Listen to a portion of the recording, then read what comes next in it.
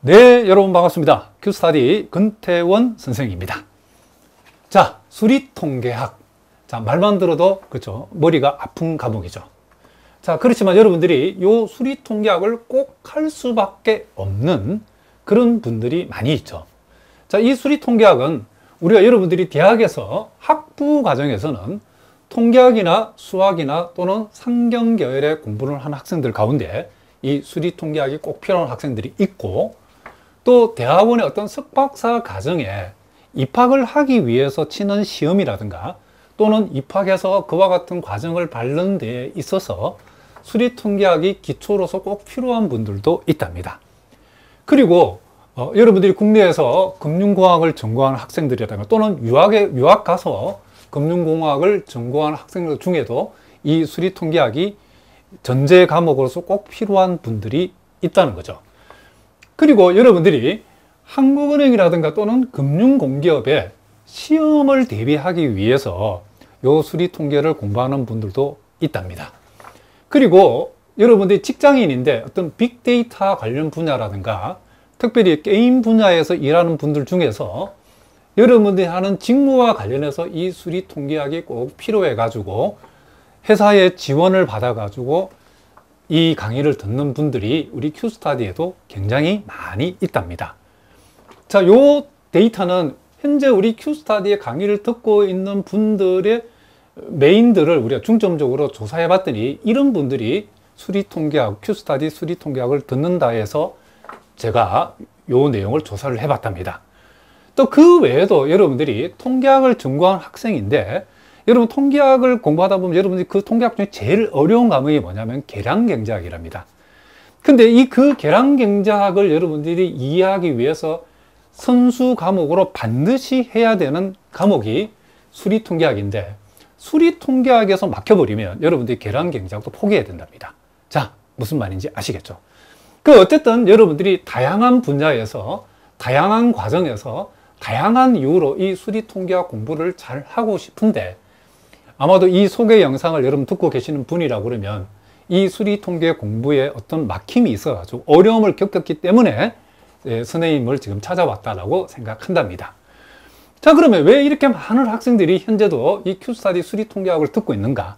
이 큐스타디 수리통계학의 특징을 우리가 딱 두 단어로 얘기하라고 그러면 여기 보니까 비전공자도 yes, 그리고 전공자도 yes 이렇게 돼 있죠. 그러니까 지금 여러분들이 대부분의 이 수리통계를 필요한 학생의 한 60% 정도가 수리통계학을 전공하지 않은 비전공자랍니다.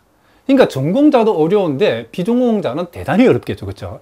특별히 뭐 한국은행이라든가 또는 금융공기업 시험을 대비한다든지 또는 여러분들이 여기 나와 있는 행정고시 재경직을 공부하는 이런 학생들은 대부분 문과 출신이기 때문에 이 수리통계학을 통계학을 전공한 적이 없기 때문에 이 수리통계학이 굉장히 어렵답니다.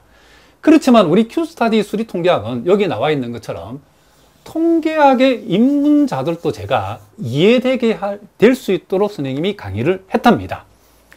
그러니까 여러분들이 고등학교 과정에 나타난 아주 기초적인 어떤 통계학 내용부터 시작해 가지고 여러분들이 이 통계학을 공부하게 되면 이 수리통계학은 그 용어들이 되게 어렵답니다. 거의 외계어 같은 그런 용어들도 여러분들이 귀에 쏙쏙 들어가고 머리로 이해될 수 있도록 선생님이 아주 자세하게 강의를 했답니다. 실제로 이 수리통계학이라는 책은 기본서의 분량이 무려 약 800페이지가 되는 엄청난 분량이랍니다. 그리고 거기에 나와 있는 각종 용어와 그 내용들이 통계학을 처음 하는 학생들 입장에서는 몇 페이지만 읽어버리면 바로 밥맛이 딱 떨어져 버리는, 좌절을 되어 버리게 만드는 그런 용어들이 가득 찼답니다. 그래서 여러분들이 아주 기본적인 통계학의 용어나 기초적인 내용부터 선생님이 여러분이 이해할 수 있도록 차근차근 선생님이 강의를 했답니다. 물론 여러분들이 대학에서 수리통계학을 들어보신 분은 알겠지만은 대학 교수님들이 결코 실력이 없어서 강의 못하는 건 아니죠. 그분들은 실력은 있지만은 전달에 있어서 여러분들이 못 알아듣는다는 거죠. 그러나 선생님 입장에서는 그 교수님들의 입장하고 다르죠. 그렇죠? 여러분들이 제 강의를 꼭 의무적으로 들어야 되는 것은 아니기 때문에 여러분들이 이 Q스타디, 이 수리통계학을 듣게 하기 위해서 최대한 여러분들이 잘 이해하고 또 여러분들의 소기의 목적을 이 비전공자들도 달성할 수 있도록 제가 강의를 연구하고 준비를 했답니다. 물론 여러분들이 이제 이 기초적인 강의만 듣고서 여러분들이 각종 시험을 대비할 수는 없겠죠. 실제로 이제 우리 Q스타디 통계학 강의를 보면 상당한 수준의 통계학 지식과 방법을 제가 하나하나 빠짐없이, 그러니까 그쵸, 무조건 이렇게 암기하거나 무조건 이렇게 외워가지고 문제를 풀게 하는 것이 아니고 이 통계학의 중요한 각종 증명이라든가 정의를 제가 꼼꼼하게 설명을 잘 했답니다. 여러분들이 이 수리통계학 강의 책을 실제로 펼치게 되면 약 800페이지 분량이 나오는데 거기에 나타나는 각종 정의 증명들이 도저히 여러분들이 무슨 말인지 이해하기 힘든답니다. 특별히 이 비전공자들은 굉장히 어렵답니다. 자, 그 어려운 내용을 선생님이 잘게 잘 쪼개가지고 여러분이 얼마든지 이해하고 접근할 수 있도록 암기 과목이 아니라 이해하는 과목으로 요 수리통계학 강의를 제가 수준 높은 내용들도 이해할 수 있도록 제가 설명을 했답니다. 그래서 그와 같은 정의 증명을 여러분들이 비전공자 입장에서 이해할 수 있도록 잘 정리를 했고, 그리고 각종 시험을 대비한 예상 문제 내지는 기출 문제, 예제 문제들을 제가 충분히 풀어놨기 때문에 여러분들이 Q스타디 수리통계학 강의를 하나 들음으로써 여러분들이 각종 시험을 대비할 수 있도록, 그 비전공자도 수리통계학을 여러분들이 얼마든지 정복해 나갈 수 있도록 제가 강의를 했답니다. 특별히 여러분들이 행정고시 우리 Q스타디 강의 듣는 분 중에 행정고시 재경직에 도전하는 비전공 학생들이 많이 있고 또 여태까지 많이 있었답니다. 실제로 여러분들이 법률 저널 같은 그런 신문에 보시면 행정고시 재경직에 수석 합격한 분들의 수기를 보면 몇몇 분들은 Q스타디에서 통계학 강의, 특별히 이 수리통계학 강의를 들었다고 수기를 적은 학생들이 들어 있답니다. 그 외에 수많은 합격생들도 요 Q스타디 수리통계학 공부를 해서 행정고시에 합격했다는 수기가 많이 있고, 또 한국은행 및 금융공기업에 도전하는 이 비전공 학생 중에서도 우리 Q스타디 수리통계학 강의를 듣고 합격했다는 수기가 많이 올라와 있답니다. 그런 수기 하나하나가 바로 왜 많은 학생들이 이 Q스타디 수리통계학을 선택하는가, 그 이유가 되겠죠. 특별히 제가 광고를 많이 하지 않음에도 이 학생들이 많이 오는 이유는 우리 Q스타디 강의는 지인 소개가 많답니다. 한번 들었던 학생들이 그 강의 내용에 감동을 받고 또 좋은 결과를 얻었기 때문에 자기가 아는 사람들한테도 이 수리통계 강의, 특별히 Q스타디 강의를 소개해서 오는 학생들이 우리 Q스타디 학생 전체 수강생 중에 대부분이랍니다. 자, 그런 것도 여러분들이 꼭 염두에 두시기 바라고, 그리고 이제 우리가 전공자들 입장에서도 이 Q스타디 수리통계학은 큰 도움이 된답니다. 아마 여러분들이 통계학과를 처음 들어가 가지고 개강이 두려운 통계 전공 학생들이 많이 있답니다. 그러니까 여러분들이 특별히 이제 수리통계라는 것은 통계학과 입장에서는, 그렇죠, 이제 본격적으로 전공 과목을 공부해 나아가기 위한 일종의, 그렇죠, 초입에 해당되는, 그렇죠, 가장 중요한 문에 해당된다라고 얘기할 수도 있답니다. 그런데 수리통계 강의를 처음 들어갔는데 첫 시간부터 좌절하고 두 번째, 세 번째 시간에는 도저히 두려워서 또 교수님이 갑작스러운 질문이나 퀴즈에 두려움을 느끼는 학생들이 많이 있답니다. 실제로 그와 같이 통계학을 전공했는데 너무나 좌절을 경험한 학생들이 마지막이라는 심정으로 우리 Q스타디 수리통계 강의를 듣고 통계학의 터닝 포인트를 만들었다라고 저희들에게 연락을 보내준 학생들도 많이 있답니다. 그래서 자기는 수리통계학 학점을 이수할 가능성이 있겠나라는 그런 의심을 가졌던 학생들이 실제로는 A+라는 성적을 받았다고 저희들이 얘기해 줘가지고 선생님 입장에서 큰 보람을 느끼는 학생들이 많이 있고 지금도 그런 과정에 있는 학생들이 많이 있답니다.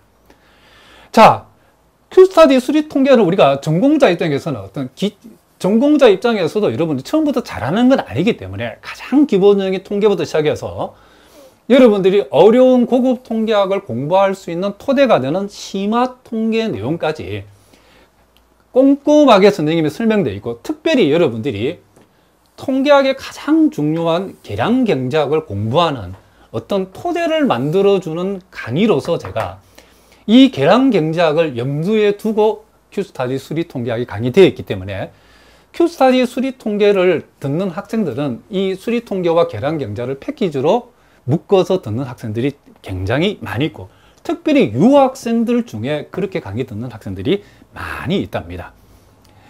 자, 그래서 큐스타디 수리 통계는 어떤 논리적 비약 아니라는 거죠. 그리고 닥치고 암기 이러지도 않는다는 거죠.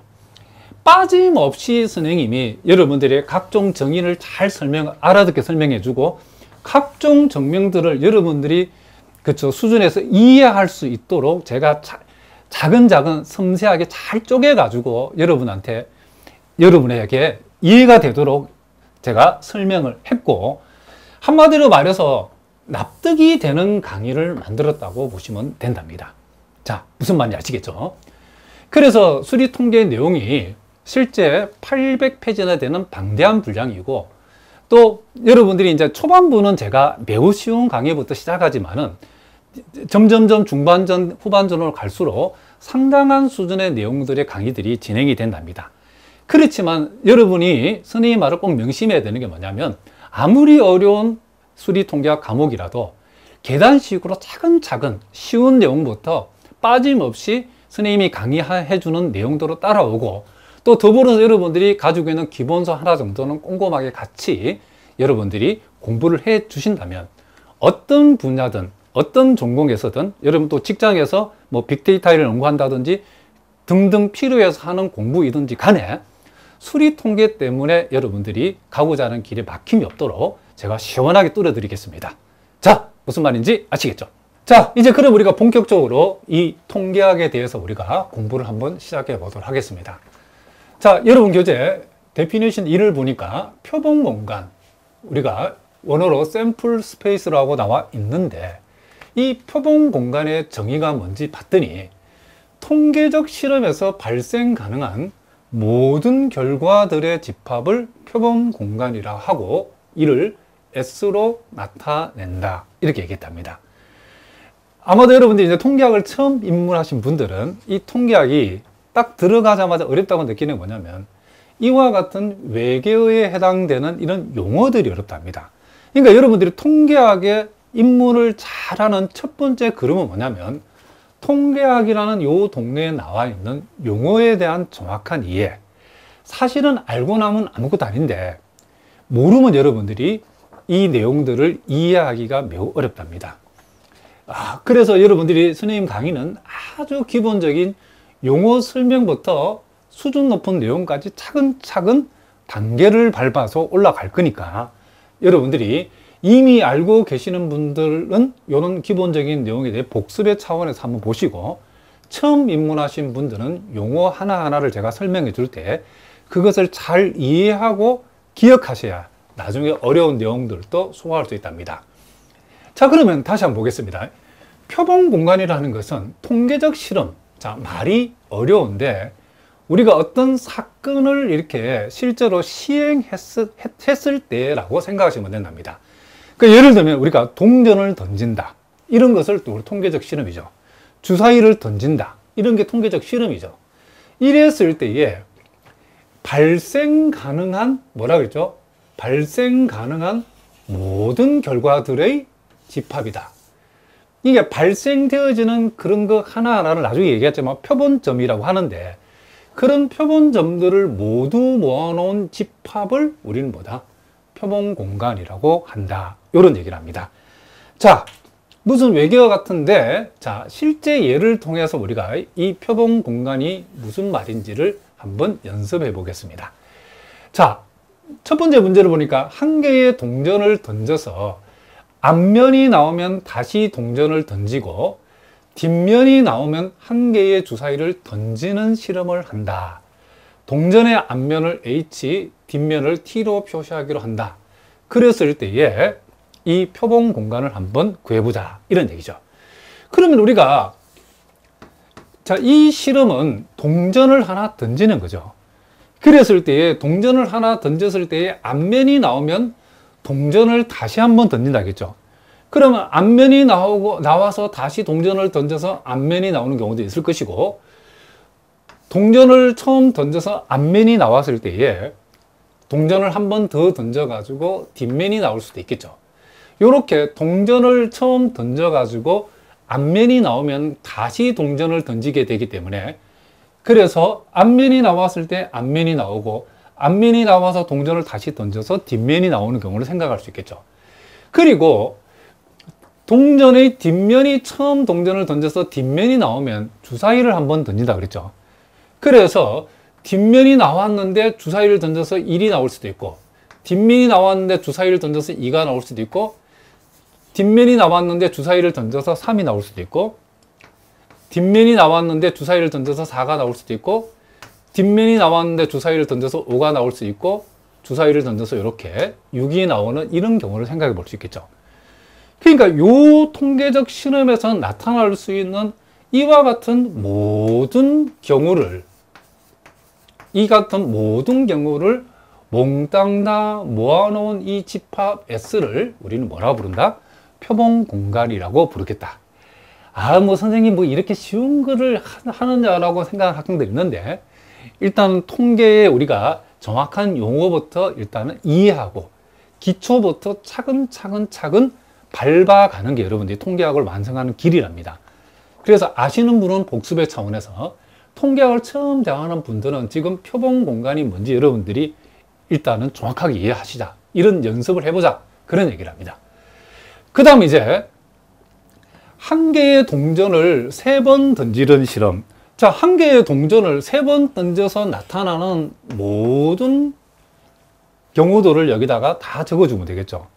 그럼 한 개의 동전을 3번 던졌을 때에 이렇게 앞면이 몽땅 다 3번 나오는 경우가 있을 것이고, 또 그리고 앞면이 2번 나오는 경우가 있겠죠. 자, 3번을 던졌을 때에 이렇게 앞면이 몇 번 나온다? 2번 나오는 경우도 있을 것이고, 그리고 앞면이 1번 나오는 경우도 있겠죠. 그리고 이제 뒷면이 몽땅 다 앞면이 한 번도 안 나오고 뒷면만 나오는 경우도 있을 것이다. 이렇게 우리가 생각해 볼 수 있죠. 그러니까 한 개의 동전을 3번 던지는 실험에 있어서의 표본 공간이라고 하는 것은 이 표본점들, 이런 하나하나 표본점들이 한답니다. 이런 표본점들이 이런 식으로 우리가 주어진다는 것을 우리가 알 수 있다는 거죠. 그리고 세 번째, 한 개의 동전을 3번 던질 때에 이번에는 앞면이 나오는 횟수의 실험이죠. 그렇죠? 횟수. 이 횟수가 되는 표본점이랍니다. 그랬을 때 이 표본 공간 S를 적어보라고 그러면 동전을 3번 던졌을 때 앞면이 한 번도 안 나올 수도 있겠죠. 그리고 한 번만 나올 수도 있고 2번만 나올 수도 있고 3번 다 앞면이 나오는 경우도 있다는 거죠.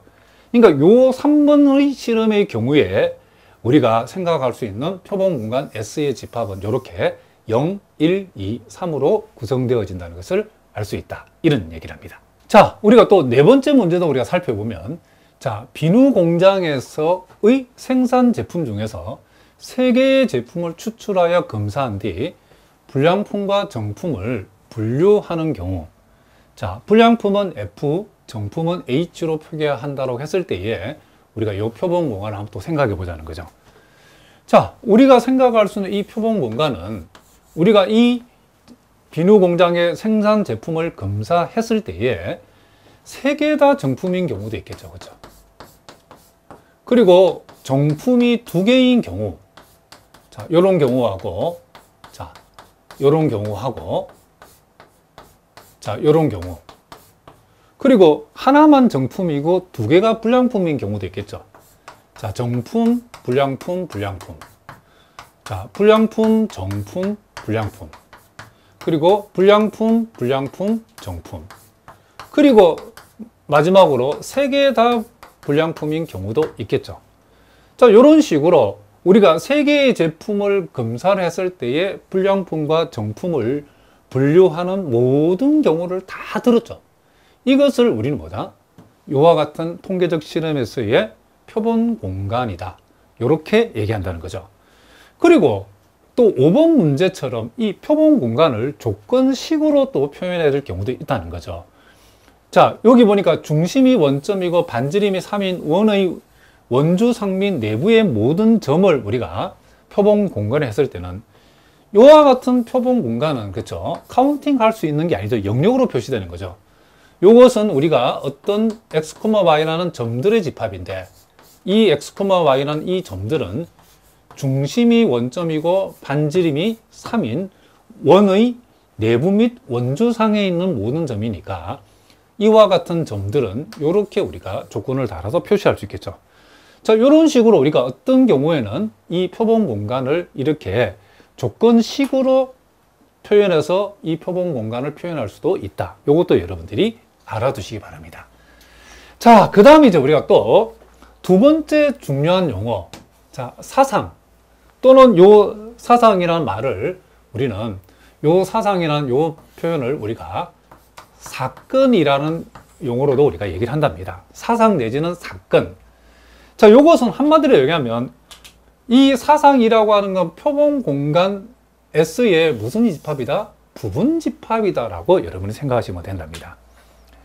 그러니까 우리가 예를 들어서 우리가 앞에서 봤던 거, 동전을 3번 던졌을 때에 앞면이 나오는 우리가 횟수를 표본 공간이라 하면 그때의 표본 공간은 0하고 1하고 2하고 뭐다? 자, 앞면이 나오는 횟수가 0번, 1번, 2번, 3번 있겠죠. 그죠?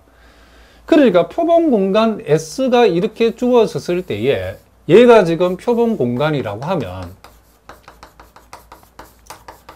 자, 사상이라는 용어는 사상이라고 하는 거, 예를 들어 사상을 A로 해봅시다. 이 사상 A는 요 표본 공간 S의 뭐다? 지금 부분 집합이라고 그랬죠. 부분 집합. 그럼 만약에 우리가 이 사상 A를 동전을 갖다가 3번 던졌을 때에 앞면이 2번 이상 나온다. 자, 요 사상 A를 동전을 3번 던졌을 때에 앞면이 2번 이상 나오는 우리가 경우라고 우리가 두게 되면, 그러면 요 사상 A라고 하는 걸 어떻게 적을 수 있죠? 자, 여기에서 또 앞면이 나오는 횟수가 2번 이상이니까 요 경우하고 요 경우에 해당되죠. 그러니까 요렇게 되어진다는 것을 알 수 있죠. 그랬을 때 우리는 요 사상 A라고 하는 것은 항상 표본 공간 S에 뭐가 된다? 부분 집합이 되어진다는 것을 알 수 있죠. 그러면 요와 같은 표본 공간에 서 생각할 수 있는 사상 A의 총 개수가 몇 개냐 하면 요 집합 S의 부분 집합의 개수니까 2의, 자, 원소가 4개니까 4승계죠. 그래서 총 16개의 우리는 뭘 개수? 사상의 개수를 생각할 수 있다는 거죠. 자, 무슨 말이겠죠? 그래서 지금 여러분들이 이게 뭐 대단하게 시험에 나오고 막 그런 내용은 아니지만은 지금 우리가 용어를 공부하고 있죠. 우리 두 가지를 공부했는데, 첫째는 표본 공간. 표본 공간은 어떤 통계적 실험 내지는 시행을 했을 때에 나타날 수 있는 모든 결과들의 집합을 우리가 표본 공간이라 한다 그러면, 사상이라고 하는 것은 그 표본 공간의 부분 집합이다. 또 사상 내지는 사건이라고 표현한다겠죠. 그러니까 우리가 동전을 3번 던졌을 때에 앞면이 나오는 횟수는 0, 1, 2, 3이니까 0, 1, 2, 3을 모두 생각하면 이건 표본 공간이고, 그 중에서 앞면이 2번 이상 나오는 사상을 생각해 보라고 하면 우리는 그 사상 A는 2와 3으로 구성되어 있다는 걸 알 수 있죠. 그러니까 이 사상이라고 하는 것은 이 표본 공간의 결국 뭐다? 부분 집합에 해당된다. 자, 요것만 여러분 용어적으로 잘 정리를 해 두시기 바랍니다. 그래서 어떤 표본 공간이 주어졌을 때에 그 사상의 개수라고 하는 것은 그 표본 공간의 결국 부분 집합의 개수다. 이렇게 이해하시면 된다는 거죠. 자, 간단하게 우리가 또 예제 2번을 살펴보겠습니다. 자, 우리가 비누 완제품 3개를 추출하여 검사한 후 정품과 불량품으로 구별할 때에, 자, 이번에는 이제 불량품의 개수가 1개 이상인 사상. 자, 요것을 우리가 편의상 A라고 해보자는 거죠. 그러면 우리가 사상 A라고 하는 것은 불량품의 개수가 1개 이상이니까, 자, 불량품이 요렇게 1개인 경우를 생각해 볼 수 있겠죠. 자, 불량품이 몇 개인 경우? 일단 1개인 경우. 그리고 불량품이 2개인 경우를 또 생각해 볼 수 있겠죠. 불량품이 2개인 경우. 그리고 3개 다 불량품인 경우도 생각해 볼 수 있겠죠. 그러니까 요 사상 A라고 하는 것은 우리가 여기에다가 뭐만 3개 다 정품인 경우도 여기다 만약에 요거를 포함시키면 그때는 우리가 앞에 봤던 표본 공간이 되겠죠. 그러니까 요 놈이 빠지고 나머지로 구성되어 있다는 것을 우리가 알 수 있다는 거죠. 그러니까 제품 3개를 검사를 했을 때에 나타날 수 있는 모든 결과를 다 적으면 표본 공간이 되는 거고, 여기에서는 그 중에서 불량품이 1개 이상이 되는 경우를 다 적었다는 거죠. 이럴 때는 우리는 요 집합 A라고 하는 것이 뭐가 된다? 우리는 표본 공간의 부분 집합인데 그것을 우리는 뭐다? 사상이라고 불러주겠다. 이런 얘기를 합니다. 자, 무슨 말인지 아시겠죠? 자, 이제 여러분 교재 C오름 1에 나와 있는 자, 사상들의 관계에 대해서 우리가 한번 살펴보겠습니다. 자, 제일 첫 번째는 전사상. 우리가 보통 토탈 이벤트라고 하는데, 전사상이 뭐냐 봤더니 표본공간 S의 모든 원소들을 포함하는 사상. 그러니까 우리가 예를 들어서 어떤 사상 A를 생각했을 때에, 자, 사상이라고 하는 것은 표본 공간의 부분 집합이라 했겠죠. 근데 사상 A가 표본 공간 S의 모든 원소를 포함하니까 사상 A라고 하는 것이 표본 공간하고 같아지는 경우도 있겠죠. 그죠? 이랬을 때에 우린 요 사상 A를 전사상이라고 하고, 자, 그리고 두 번째, 공사상. 우리가 늘 이벤트라고 하는데, 공사상이라는 것은 표본 공간 S에 어떤 원소도 포함하지 않는 사상. 자, 이것도 어려운 말이 아니죠. 그죠? 우리가 보통 요 공사상은 이 사상 A라고 하는 것이 뭐가 되어질 때에, 우리가 집합으로 봤을 때는 공집합이 되어졌을 때에, 그러니까 사상 A가 표본 공간 S에 어떤 원소도 포함하지 않으니까 집합으로 봤을 때는 공집합이죠. 그죠? 그러니까 이런 경우에는 우리가 확률로 봤을 때는 0이 되고, 이런 사상 A가 전 사상일 때는 확률이 뭐가 된다? 1이 되겠죠. 자, 그 다음 여사상이라는 것도 있죠. 표본 공간 S의 어떤 사상 2를 생각했을 때에 이 사상 2에 속하지 않는 S의 모든 원소들의 집합. 그러니까 이런 얘기죠. 그렇죠? 우리가 만약에 우리가 요 표본 공간 S가 있고 여기에 자, 이렇게 집합 2가 주어졌다라고 하면, 사상 2가 주어졌다라고 하면, 이 사상 2가 아닌 요 바깥쪽에 있는 모든 원소들의 집합을 우리는 표본 공간 S의 사상 2에 속하지 않는 S의 모든 원소들의 집합인 사상, 요것을 우리는 여사상이라는데 보통 2에 컴플리먼트라 표현하고, 요 2가 아닌 나머지 몽땅 다를 우리는 여사상이다 이렇게 표현한다는 거죠. 자, 요것도 용어만 여러분 아시면 되죠. 자, 그 다음에 이제 보니까 유니온 이벤트라고 합사상이 나와 있죠. 그렇죠? 자, 요것은 두 사상 A, F와 두 사상 E와 F에 대해서 E 또는 F 중 적어도 한쪽이 일어나는 사상. 그러니까 우리가 집합으로 말하면 두 사상의 합집합이죠. 그렇죠? 그러니까 집합 E의 원소이거나 또는 집합 F의 원소인 경우, 무슨 말이겠죠? 그러니까 집합 E와 집합 F의 집합으로 봤을 때는 합집합을 우리는 뭐라 한다? 합사상이라고 부르겠다. 그 다음, 인터섹션 이벤트라고 주어졌는데, 우리 곱사상이라고 그러죠. 이게 이번에는 두 사상 E와 F에 대해서 E와 F가 동시에 일어나는 사상. 그러니까 우리가 이걸 집합으로 봤을 때는 교집합이다 생각하면 된답니다. 그러니까 집합 E의 원소이면서 동시에 집합 F의 원소가 되는 그러니까 이 두 집합 입장에서는 교집합에 해당되는 것을 우리가 사상에서는 뭐다? 곱사상이라고 부르겠다. 이런 얘기죠. 자, 그 다음 이제 배반사상이라는 것도 있는데, 이 배반사상은 뭐냐? 두 사상 E와 F에 대해서 E와 F 중 한쪽이 일어나면 다른 쪽이 일어나지 않을 때에 우리는 E와 F는 서로 배반이라고 부르주겠다. 자, 무슨 얘기냐면 여러분들이 요거는 그림을 통해서 보면 우리가 알 수 있죠. 자, 전 사상 S가 이렇게 주어졌을 때에, 자, 요것이 사상이고, 만약에 요 부분이 사상 F로 하면 E와 F에는 공통 부분이 없죠. 그렇죠? 그러니까 사상 E에서 일어나는 사건은 절대로 F에서 일어나지 않고, 사상 F에서 일어나는 사건은 사상 E에서 절대로 일어나지 않죠. 그렇죠? 그러니까 우리가 요걸 굳이 집합으로 표시하면 E와 F의 이 곱사상은 뭐다? 이게 공사상이 되어진다.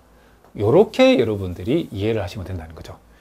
자, 이것도 사실은 집합이라는 관점에서 봤을 때는 하나도 어려운 게 아닌데, 여기에서 용어 자체가 무슨 사상이니 전사상, 공사상, 사상이라는 말을 붙여서 어렵게 느껴지는 것 뿐이지 알고 나면 아무것도 아니랍니다.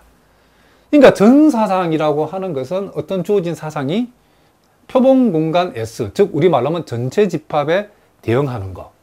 사상 A가 바로 표본 공간이 되어질 때 우리는 사상 A를 전사상이라고, 사상 A가 공사상일 때에 어떤 원소도 표본 공간에 어떤 원소도 포함하지 않을 때 우리는 이 사상 A를 공사상이다. 그러니까 집합으로 말하면 공집합이죠. 자, 그리고 여사상이라고 하는 것은 집합으로 말했을 때는, 그렇죠? 여집합이라 생각하면 되죠. 그렇죠? 그래서 우리가 표본 공간 S가 주어지고 거기에 속하는 하나의 사상 E를 생각했을 때에 요 E에 속하지 않는 요 S의 모든 원소들, 나머지 모든 원소들의 집합을 우리는 E의 컴플리먼트라고 표현하고, 그것을 사상 E 입장에서 사상 E의 여사상이라고 얘기한다. 이런 얘기죠. 그러니까 합사상은 우리가 집합으로 봤을 때는 두 사상의 합집합이라 생각하면 되고, 곱사상이라는 것은 집합으로 봤을 때의 두 사상의 교집합이라 생각하면 되고, 배반사상이라는 것은 두 사상을 생각했을 때의 두 사상의 공통 부분이 없다. 두 사상의 교집합이 공집합이다 라고 생각하시면 된다. 자, 이런 것들도 여러분 용어적인 문제이기 때문에, 자, 알고 나면 내용 쉽죠. 그렇죠? 자, 이런 기본적인 내용을 여러분들이 처음부터 너무 마음 급하게 서둘지 말고, 어려운 통계학을 우리가 정복함에 있어서 용어부터 차근차근 여러분들이 정리해 나가면 여러분들이 어떤 어려운 내용도 이해할 수 있도록 선생님이 강의를 할 테니까 잘 따라오시기 바랍니다. 자, 그럼 이제 우리가 스요롬 1에서 배웠던 이 용어들을 잘 이해하고 있는지를 확인해 보기 위해서 우리가 간단한 문제, 예제 3번 문제를 풀어보겠습니다. 자, 여기 보니까 한 개의 주사위 실험에서, 자, 1의 눈하고 2의 눈이 나오는 사상을 사상 2라고 했고, 1과 3과 5가 5의 눈이 나오는 사상을 F라고 했을 때에, 자, 여기 보니까 표본 공간, 두 사상의 합사상, 곱사상, 2의 여사상, 그리고 총 사상의 개수를 구하라 그랬죠. 하나도 어려운 문제는 아닌데 우리가 용어를 정확하게 이해하고 있는가를 우리 한번 생각해 봅시다.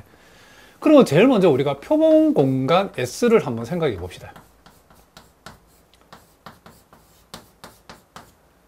자, 표본 공간 S라고 하는 것은 주사위를 던져서 나오는 눈이니까 1하고 2하고 3하고, 자, 4하고 5하고 6이 되어지겠죠.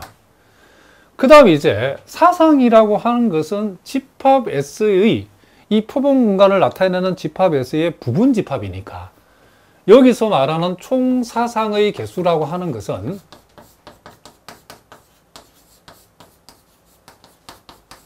요 총 사상의 개수라는 것은 표본 공간을 나타내는 집합 S의 부분 집합수와 똑같죠. 그죠?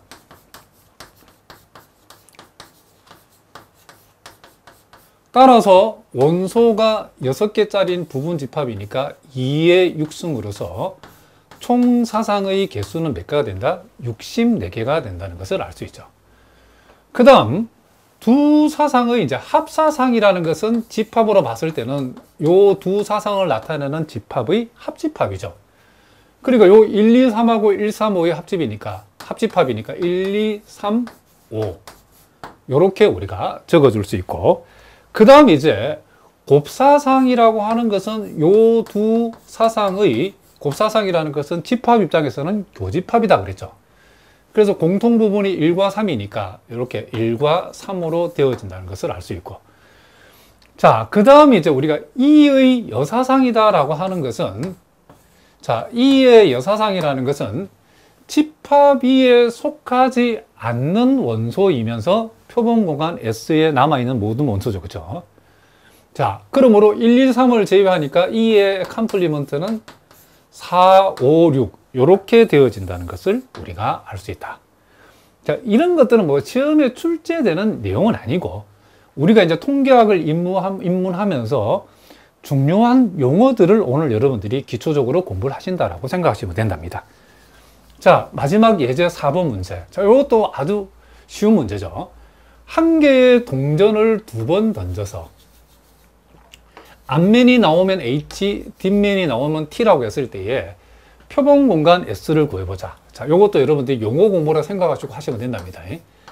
그러면 두 번 다 앞면 나올 수 있고 한 번만 앞면이 나오는 경우도 있을 것이고 두 번 다 뒷면이 나오는 경우도 있으니까 표본 공간 S는 이렇게 표현되어진다고 할 수 있고, 그 다음 첫 번째 던진 동전이 앞면이 나오는 사상을 E라고 하면 요 사상 E는 사상 S, 즉 표본 공간을 나타내는 전사상 S의 부분집합인데, 동전이 첫 번째 던진 동전이 앞면이 되는 경우는 요 경우하고 요 경우죠. 그렇죠? 그래서 요 두 가지 경우를 가져와서 만든 부분집합이고, 그리고 두 번째 던진 동전이 뒷면이 나오는 사상을 F라고 하면, 자, 두 번째가 뒷면이 나오는 경우는 요 경우하고 요 경우죠. 그렇죠? 두 번째가 뒷면이 나오는 경우니까. 그래서 이렇게 우리가 사상 F를 생각할 수 있고, 그리고 사상 E와 사상 F의 합사상이라고 하는 것은 요 두 개의 우리는 합집합이다. 집합 입장에서 어떤 합집합이다 라고 생각하면 된다는 거죠. 그리고 곱사상은 두 사상을 나타내는 집합의 교집합이라 생각하면 되니까 두 사상의 공통 부분은 요 하나 있죠. 그렇죠? HT.